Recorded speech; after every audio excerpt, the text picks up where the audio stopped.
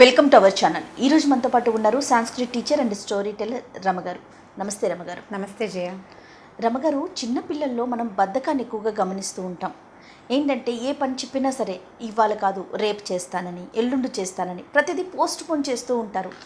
Post phone చేస్తే okay, కానీ కొంతమంది బద్ధకిచ్చేస్తూ ఉంటారు. అది చిన్నప్పుడు ముద్దుగానే అనిపిస్తుంది, కానీ కొంచెం పెరుగుతున్న కొద్దీ మనం చెప్పిన పని చేయకపోతే యాజ్ ఎ మదర్గా మనకి కోపం వస్తుంది, వాళ్ళకి అది మంచిది కాదు కదా.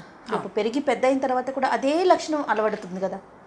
సో అలాంటి బద్ధకాన్ని పోగొట్టాలి అంటే మదర్స్గా ఏ విధంగా ముందుకెళ్ళాలి, వారికి ఏ విధమైన స్టోరీస్ చెప్పాలంటారు? ఇప్పుడు నేను రెగ్యులర్గా చెప్పే మాట చెప్తే ఏమంటారు? ముందు అమ్మాలకి బద్ధకం ఉండకూడదు. వాళ్ళు ఏదైనా ఒక పని చేసి పెట్టమని పిల్లలు అడిగినప్పుడు, అంటే చిన్నప్పుడు 3-4 ఏళ్ల దాకా పిల్లలకి తెలియదు జయ. 5 ఏళ్ళు వచ్చేసరికి 5 ఇయర్స్ నుంచి ఆడపిల్లలు చాలా తెలివిగా ఉంటారు. మగ పిల్లలు కొంచెం 8 ఏళ్ళు వచ్చాక తెలివితేటలు పెరుగుతాయి అనుకోండి. వాళ్ళు అమ్మలు పోస్ట్ పోన్ చేస్తున్నారు అనే విషయాన్ని గమనించేస్తూ ఉంటారు పిల్లలు.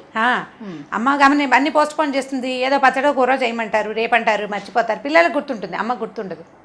సో ఈ పోస్ట్ పోన్మెంట్ని మనం ప్రాక్టీస్లో పెట్టి వాళ్ళకు కొంచెం నేర్పిస్తాం. ఇది ఒక పద్ధతి అనుకోండి.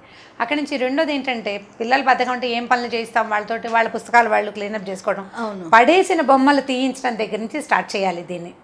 2 ఏళ్ళు వచ్చిన దగ్గర నుంచి పిల్లలు అన్ని బొమ్మలు పెట్టుకుని ఆడుకుంటారు. బొమ్మలన్నీ పేర్చేశాక కింద పడేసి, అంటే పేర్చడం కాదు, అది కింద పారేసుకున్నాక అప్పుడు వేరే ఆటకి వెళ్తారు. ముందు దీన్ని క్లీనప్ చేశాకే ఇంకో ఆటకి వెళ్ళమని పిల్లల్ని బలవంత పెట్టాలి.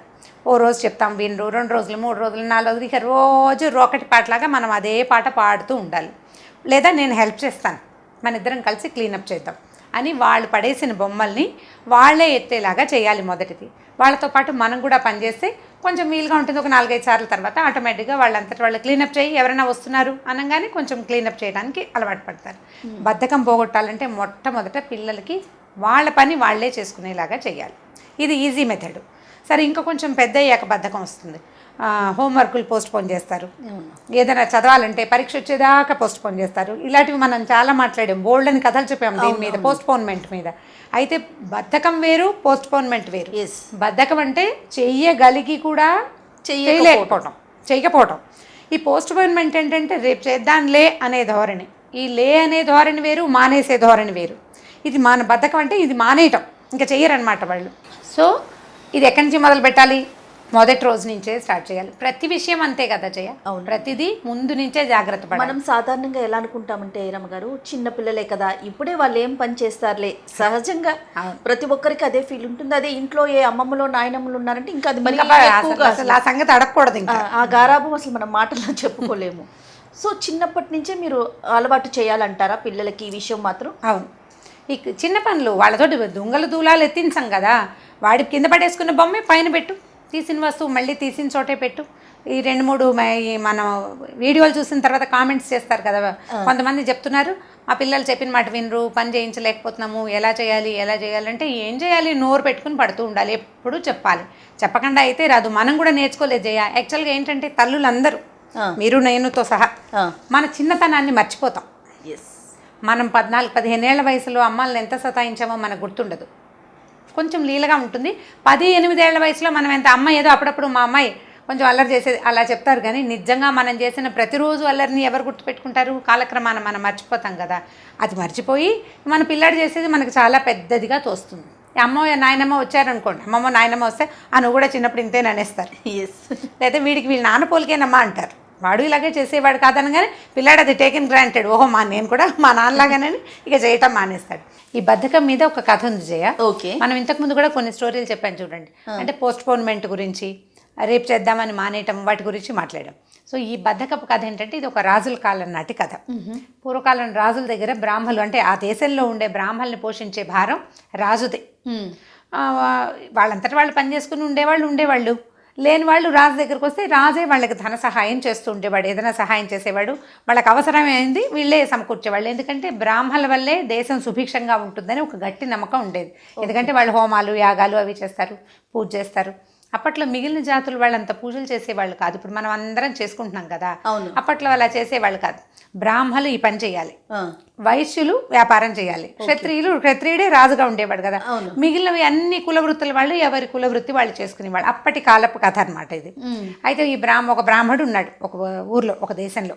ఏం చేశారు, భార్య భర్త ఇద్దరు ఉండేవాళ్ళు. వాళ్ళకి సరిపడా సంపాదన లేదని ఒకరోజు రాజుగారి దగ్గరికి వెళ్ళాడు. నాకు భోజనానికి ఇబ్బందిగా ఉంది, ఏదైనా సహాయం చేయమని అడిగాడు. సరే, రాజు ఏం చేశాడంటే ఒక ఆవునిచ్చాడు. ఆవునిస్తే ఆవుని తెచ్చుకున్నాడు ఇంటికి. ఆవుని తెచ్చుకున్నాడు. ఒక 4-5 రోజులు గడిచినాయి. గడిచిన తర్వాత ఒక 5 రోజుల తర్వాత అనుకోండి, ఈయన బ్రాహ్మడు మళ్ళీ వెళ్ళాడు. మీ ఆవు మాకు వద్దండి, దానికి బోళ్ళంత చాకరీ, మొదటిది. రెండోదేమో దానికి గడ్డి ఎక్కడి నుంచి తాను నేను, ఆవు అంబా సాయంకాలం అయ్యేసరికి ఆకలిస్తుంది, అరుస్తుంది. అందుకని గడ్డికి చాలా అవస్థగా ఉంది, నేను దాన్ని రోడ్డు మీదకి, అంటే రోడ్డు కాదు కానీ ఈ బంజరు భూముల వైపు తీసుకెళ్ళలేను, నేను గడ్డి కోసుకురాలేను అన్నాడు. ఈయన చూస్తే మనిషి బాగానే ఉన్నాడు, 2 మొప్పులు గడ్డి కోసుకొస్తే చక్కగా ఆవుకు సరిపోతుంది కదా అని అనుకున్నాడు. కానీ రాజు సరే పాపం బ్రాహ్మడు కదా అని గడ్డి నేనే పంపిస్తానండి, మీరు ఆవు పాలు పెట్టుకుని వాడుకోండి, కొన్ని పాలు అమ్ముకొని జీవించండి అని చెప్పి ఆ రోజు నుంచి గడ్డి పంపించడం మొదలుపెట్టాడు. ఓకే. సో రోజు కొన్ని మోపల గడ్డి వీళ్ళ వాకిట్లోకి వచ్చి పడేది. ఈ ఆవు గడ్డి మేసేది, వీళ్ళు పాలు తీసుకునేవాళ్ళు. ఇలా ఒక వారం గడిచింది. గడవగానే ఈ వారం తర్వాత బ్రాహ్మడు మళ్ళీ రాజుగారింటికి వెళ్ళాడు. ఓకే. ఈసారి ఏం చెప్పాడంటే, మీరు గడ్డి పంపించారు, ఆ గడ్డి అంతా వాకిలి నిండా పడి ఉంటుంది, ఈ ఆవుకి బోళ్ళంతా పని చేయాలండి. ఆవు శుభ్రమైన జంతువు, అంటే దాన్ని క్లీన్గా ఉండే అట్మాస్ఫియర్లోనే ఉంచాలి, అప్పుడే అది పాలు ఇవ్వగలుగుతుంది. మురికిగా చెత్తగా ఉంటే దానికి నచ్చుబాటు కాదు. పైగా అవి మనలాగా బాత్రూమ్లకి వాటికి వెళ్ళవు కదా, అవి ఎక్కడుంటే అక్కడే మలమూత్రాదులు పడిపోతాయి. ఎవరైనా శుభ్రంగా గోశాలని క్లీన్ చేయాలి, ఈ పని మేము చేయలేకపోతున్నాం అన్నాడు. సరే, రాజు ఏమనుకున్నాడంటే, సరేలే బ్రాహ్మడు కదా అని ఒక కుర్రాడిని పంపించాడు. ఆ కుర్రాడు ఏం చేసేవాడు, పొద్దునుంచి వీళ్ళ ఇంట్లో ఉండి చక్కగా ఈ ఆవు దగ్గర శుభ్రం చేసి ఆ గడ్డి కాస్త వేసి వీళ్ళకి ఆ పై పనులు ఏవో సాయం చేసేవాడు. గడిచింది. మళ్ళీ ఒక 5 రోజుల తర్వాత మళ్ళీ వచ్చేసాడు బ్రాహ్మడు. ఓకే.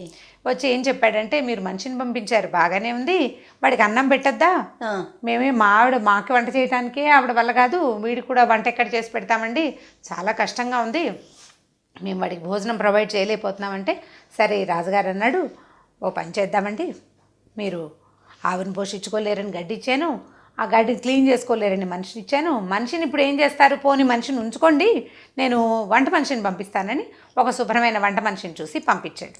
వంట ఆవిడ చక్కగా లక్షణంగా వచ్చింది వీళ్ళింటికి. వచ్చి కొన్ని అంటే ఇప్పుడు ఇన్ని చేస్తున్న రాజు వీళ్ళకి దినవారి ఖర్చులు కూడా అన్నీ పంపిస్తాడు, పప్పులు ఉప్పులు బియ్యం బెల్లం అన్నీ అక్కడి నుంచే వస్తున్నాయి. ఈ సామాన్లన్నీ చక్కగా సరి చూసుకుని వంట చేసేసింది. మధ్యాహ్నం అయ్యింది. వీళ్ళు ఇంకా భోజనాలు చేద్దాం అనుకుంటుండగా ఒక 3 బ్రాహ్మలు చక్కగా శాలువాలు కప్పుకుని వీళ్ళ ఇంటికి వచ్చారు.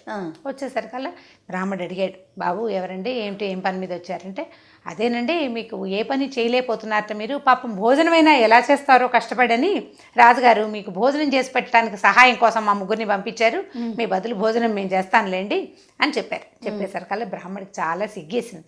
అన్నం తినడానికి కూడా ఎవరైనా సహాయం చేయాలంటే అంత బద్ధకమా? ఇప్పుడు ఈ ముందు పనులన్నీ చూడండి, నీకు ఆహారం లేదు, అవసరం అంటే సంపాదన లేదు, నీకు ఒక ఆవుని ఇస్తే దానికి 2 పనులు చేసి ఆవును పోషించుకుని చక్కగా పాలు పితుకుని నువ్వు తాగి ఎవరికైనా పోస్తే నీకు 10 పైసలు వస్తాయి, దాంతో సంపాదించుకుని హాయిగా ఉండొచ్చు. ఆ పని చేయలేరు. గడ్డికి బయటికి తీసుకెళ్లారు, గడ్డి వచ్చేసింది, అది క్లీన్ చేయడానికి మనిషి వచ్చాడు, వీళ్ళందరికీ వంట చేసి పెట్టడానికి వంట మనిషి వచ్చింది. ఇన్ని అవసరమా? ఇంత బద్ధకమా మనుషులకి? ఇంత బద్ధకం పనికిరాదు. దాంతో ఈ పాపం బ్రాహ్మడు ఏమన్నాడు, చాలా సిగ్గుపడి రాజుగారి దగ్గరికి వెళ్ళి, నన్ను క్షమించండి, నా బద్ధకం వల్లే ఇవన్నీ ఇలాంటివి వచ్చినాయి, ఇంకెప్పుడు ఇలాంటి పొరపాటు చేయనని చెప్పి ఈ మొత్తం అందరినీ వెనక్కి పంపించేశాడు. అంటే వచ్చిన బ్రాహ్మలు భోజనం చేసి వెళ్ళిపోయారు, వంట ఆవిడ వెళ్ళిపోయింది, కుర్రాడు వెళ్ళిపోయాడు. గడ్డి కూడా మీరు పంపదండి అని ఆవును మాత్రం ఇవ్వలేదు, ఎందుకంటే గోదానం చేశాడు కదా.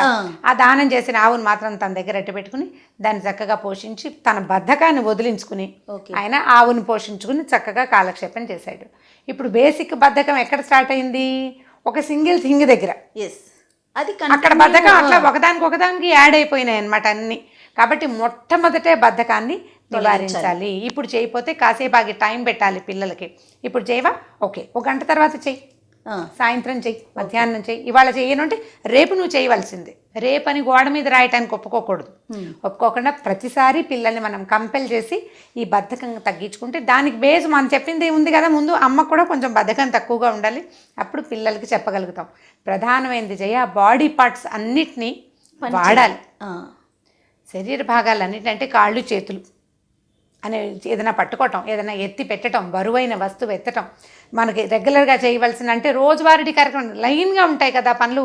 నిద్ర లేవగానే బ్రష్ చేసుకోవాలి, బ్రష్ చేసుకున్నాక ఈ లైన్ ఎలా ఉందో అలాగే ఈ పుస్తకాలు సర్దుకోవటం, పెన్నులు పుస్తకాలు ఒక చోట పెట్టుకోవటం, బొమ్మలతో ఆడుకుంటే వాటిని ఒక చోట, ఇవంతా కూడా లైనే కదా. ఈ లైన్ మిస్ అవ్వకుండా పిల్లలతోటి పని చేస్తుంటే వాళ్ళు కూడా జీవితంలో కొంత క్రమశిక్షణతోటి మెలగడానికి అవకాశం ఉంటుంది.